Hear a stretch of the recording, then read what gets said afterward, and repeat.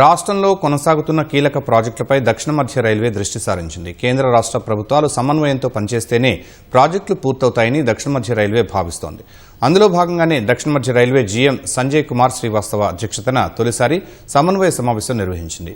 ఈ సమావేశంలో ఎలాంటి నిర్ణయాలు తీసుకున్నారు, ప్రాజెక్టుల పురోగతి ఏ విధంగా ఉంది తదితర అంశాలపై దక్షిణ మధ్య రైల్వే సిపిఆర్ఓ శ్రీధర్తో మా ప్రతినిధి శ్రీపతి శ్రీనివాస్ ముఖాముఖి. హైదరాబాద్ నగరం విశ్వవ్యాప్తంగా అభివృద్ధి చెందుతుంది. హైదరాబాద్ నగరం నుంచి కీలక ప్రాంతాలకు ప్రజా రవాణా వ్యవస్థను అభివృద్ధి చేసేందుకు కేంద్ర రాష్ట్ర ప్రభుత్వాలు ప్రత్యేక ప్రణాళికను రూపొందిస్తున్నాయి. హైదరాబాద్ కేంద్రంగా హైస్పీడ్ కారిడార్ను ఏర్పాటు చేయాలని నిర్ణయించాయి. హైదరాబాద్ చెన్నై, హైదరాబాద్ బెంగళూరు, హైదరాబాద్ పూణేలకు హైస్పీడ్ కారిడార్ను ఏర్పాటు చేయడంలో కీలక కదలిక మొదలైంది. ఇటీవలే రాష్ట్ర ముఖ్య అధికారులతో దక్షిణ మధ్య రైల్వే జీఎం ఒక కీలక సమావేశాన్ని నిర్వహించారు. ఆ సమావేశంలో అనేక అంశాలని చర్చించారు.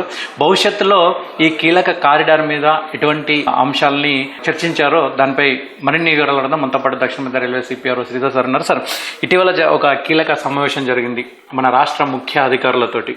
అంటే ఈ హైస్పీడ్ కారిడార్ ముఖ్యంగా హైదరాబాద్ చెన్నై, హైదరాబాద్ బెంగళూరు, హైదరాబాద్ పూణే ప్రాంతాలకు ఈ హైస్పీడ్ కారిడార్ను ఎలా రూపొందిస్తున్నారు? అసలు హైస్పీడ్ కారిడార్ మీరు చెప్పినట్టుగానే హైదరాబాద్ని సెంటర్గా చేసుకొని Hyderabad to Pune, Hyderabad to Bengaluru, Hyderabad to Chennai ఈ 3 కారిడార్స్ని రీసెంట్ బడ్జెట్లో సెంట్రల్ గవర్నమెంట్ అనౌన్స్ చేయడం జరిగింది. అయితే దీనికి సంబంధించి ఈ హైస్పీడ్ రైల్ కారిడార్ ప్రాజెక్టు అంటే పనులు ప్రారంభం అవ్వాలంటే దానికి సంబంధించిన సర్వే పూర్తయి డీటెయిల్డ్ ప్రాజెక్ట్ రిపోర్ట్ డిపిఆర్ అన్నది సిద్ధమవుతే దాని తర్వాత ప్రాజెక్ట్ శాంక్షన్, తర్వాత పనులు ప్రారంభమయ్యే ప్రక్రియ ఉంటుంది. అయితే దీనికి సంబంధించి హైదరాబాద్ పూణే ఏదైతే కారిడార్ ఉందో ఆ కారిడార్కి సంబంధించిన డిపిఆర్ 1 సంవత్సరం క్రితమే సర్వే పనులు అయిపోయి డిపిఆర్ కూడా ప్రిపేర్ అయ్యి రైల్వే బోర్డుకి సబ్మిట్ చేయడం జరిగింది. ఓకే, ఈ హైస్పీడ్ కారిడార్ చూసుకుంటే తెలంగాణ రాష్ట్రాన్ని ఆంధ్రప్రదేశ్తో కావచ్చు, చెన్నై తమిళనాడుతో కావచ్చు, మహారాష్ట్రతో కావచ్చు, కర్ణాటకతో కావచ్చు అనుసంధానించే ప్రక్రియలో ఎటువంటి అభివృద్ధి జరిగే అవకాశాలు ఉన్నాయి ఈ కారిడార్ పొడుగున? అయితే ముఖ్యంగా మనం గమనిస్తే అంటే ఎక్కడైనా కూడా ఒక డెవలప్డ్ నేషన్ చూసుకుంటే వెస్ట్రన్ కంట్రీస్ కావచ్చు, అమెరికా లాంటి, యూరోప్ లాంటి కంట్రీస్లో చూసుకుంటే ఎక్కడైతే ఈ ట్రాన్స్పోర్టేషన్ అన్నది చాలా అడ్వాన్స్గా అంటే ప్రయాణికులు కావచ్చు, సరుకు కావచ్చు ఫాస్ట్గా, ఎఫిషియెంట్గా, కాస్ట్ ఎఫెక్టివ్గా ఎక్కువ ముందుకు అంటే ట్రాన్స్పోర్ట్ ఇవ్వడం జరిగితే అక్కడ డెవలప్మెంట్ అన్నది ప్రాసెస్ చాలా ముందుకెళ్తుంది. ఇప్పుడు మనం గమనిస్తే ఇంతకుముందు అనేది రైల్వేని గ్రోత్ ఇంజన్ ఆఫ్ గ్రోత్ అని ఎక్కడైతే అంటే బ్యాక్వర్డ్ ప్రాంతాల్లోంచి కూడా రైల్వే లైన్ వెళ్తుంటే ఆ ప్రాంతాలు ఆటోమేటిక్గా ఒక సైక్లికల్ ఎకనామిక్ డెవలప్మెంట్ ప్రాసెస్లోకి వచ్చి ముందుకెళ్ళేవి. సో దీంట్లో భాగంగానే ఇప్పుడు సెంట్రల్ గవర్నమెంట్ ఆల్రెడీ నేషనల్ హైవేస్ని గత 2-3 బడ్జెట్లో చూస్తే ఒక లాస్ట్ 15 ఇయర్స్ నుంచి కూడా చాలా డెవలప్మెంట్ జరిగింది రోడ్వేస్లో. అలాగే ఎయిర్వేస్లో కూడా చాలా డెవలప్మెంట్ జరుగుతుంది. రైల్వేలో కూడా ఇప్పుడు చాలా డెవలప్మెంట్ ఉంది. ఎయిర్ కనెక్టివిటీ అన్నది కూడా అందరికి అందుబాటులో లేదు. అది ఎక్కువ మొత్తంలో రేట్స్ ఉండడము, అంటే వితిన్ సిటీస్లో ఎయిర్పోర్ట్స్ ఉండకపోవడము, దానికి ఫర్దర్గా 1-2 అవర్స్ జర్నీ చేయడము, అదనంగా దానికి ఖర్చు చేయాల్సి ఉంటుంది. సో ఇవన్నిటిని కూడా దృష్టిలో పెట్టుకుంటే ఈ హైస్పీడ్ రైల్ కనెక్టివిటీ అనేది కూడా వీటన్నిటికీ ఒక ఆన్సర్ లాగా, సొల్యూషన్ లాగా కనిపిస్తుంది. సో ఈ కారిడార్స్ అన్నవి గ్రోత్ సెంటర్స్ లాగా పనిచేసేందుకు అవకాశం ఉంటుంది. సార్, ఇప్పటికే మనకు సూపర్ ఫాస్ట్ ఎక్స్ప్రెస్లు అందుబాటులో ఉన్నాయి. ఇప్పుడు మనం అనుకున్నటువంటి నగరాలకి బెంగళూరు కావచ్చు, చెన్నై కావచ్చు, పూణే కావచ్చు ప్రస్తుతం ఉన్నటువంటి రైళ్లలో వెళ్తే ఎంత సమయం పడుతుంది? హైస్పీడ్ కారిడార్ వచ్చినటువంటి రైళ్లలో వెళ్తే, ఆ తర్వాత అందుబాటులోకి వచ్చినటువంటి రైళ్లలో వెళ్తే ఎంత వేగంగా త్వరగా గమ్యస్థానాన్ని చేరుకునే అవకాశం ఉంటుంది? అదే ప్రస్తుతానికి ఇప్పుడు మనకు స్పీడియెస్ట్ కనెక్టివిటీ వచ్చేసి వందే భారత్ ట్రైన్స్ ఉన్నాయి. ఇప్పుడు దాదాపు అన్ని చోట్ల కూడా ఇప్పుడు మన దగ్గర సౌత్ సెంట్రల్ రైల్వే పరిధిలో 130 కిలోమీటర్ల స్పీడ్తో రన్ అవుతున్నాయి. కొన్ని చోట్ల 160 కిలోమీటర్ స్పీడ్తో రన్ అవుతుంది, అంటే ట్రాక్ స్ట్రక్చర్ని బట్టి. సో ఇప్పుడు రాబోయే హైస్పీడ్ రైల్ కనెక్టివిటీ అన్నది దాన్ని డిజైన్ స్పీడ్ వచ్చేసి 350 కిలోమీటర్స్ పర్ అవర్.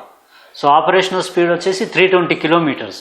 అంటే దాదాపు 600 కిలోమీటర్స్ ఉన్న డిస్టెన్స్ను కూడా 2 గంటల్లో కవర్ చేసేందుకు వెసులుబాటు ఉంటుంది.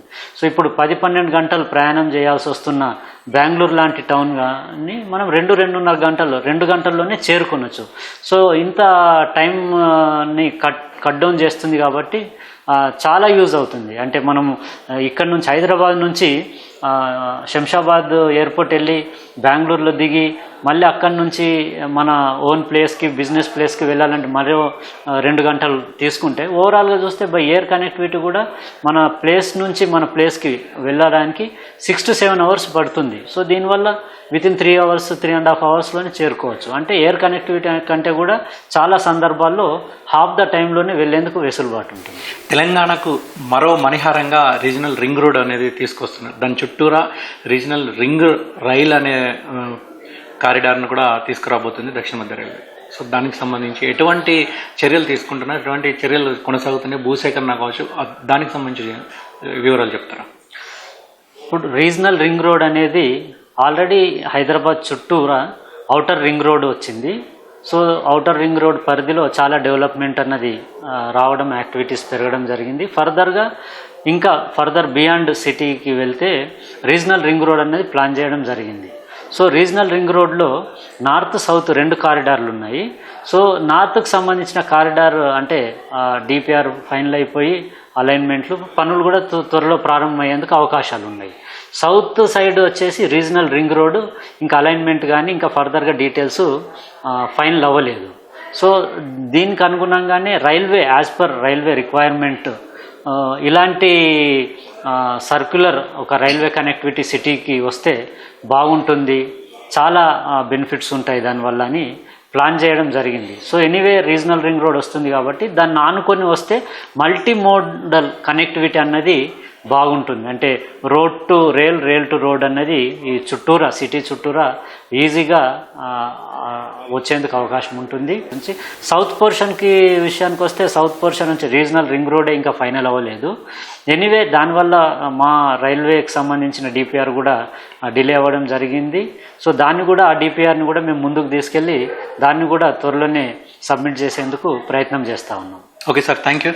ఇది మొత్తానికైతే తెలంగాణ రాష్ట్రంలో కీలకమైనటువంటి ప్రాజెక్టులు అందుబాటులోకి రాబోతున్నాయి. అందులో హైదరాబాద్ చెన్నై, హైదరాబాద్ బెంగళూరు, హైదరాబాద్ పూణేకు సంబంధించినటువంటి హై స్పీడ్ కారిడార్ రైలు నిర్మాణం అందుబాటులోకి రాబోతుంది. దాంతోపాటు రీజనల్ రింగ్ రైలు కూడా అందుబాటులోకి వస్తుంది. అందులో భాగంగానే ఈ సమన్వయ సమావేశాలు నిర్వహిస్తున్నామని, తద్వారా మరింత ప్రాజెక్టులను పురోగతి చేయడంతో పాటు వాటిని వేగవంతంగా అందుబాటులోకి తీసుకొచ్చే అవకాశం ఉంటుందని దక్షిణ మధ్య రైల్వే భావిస్తుందని దక్షిణ మధ్య రైల్వే సిపిఆర్ఓ శ్రీధర్ సార్ అంటున్నారు. కెమెరామెన్ సూర్యతో శ్రీనివాస్, ఈటీవీ న్యూస్, హైదరాబాద్.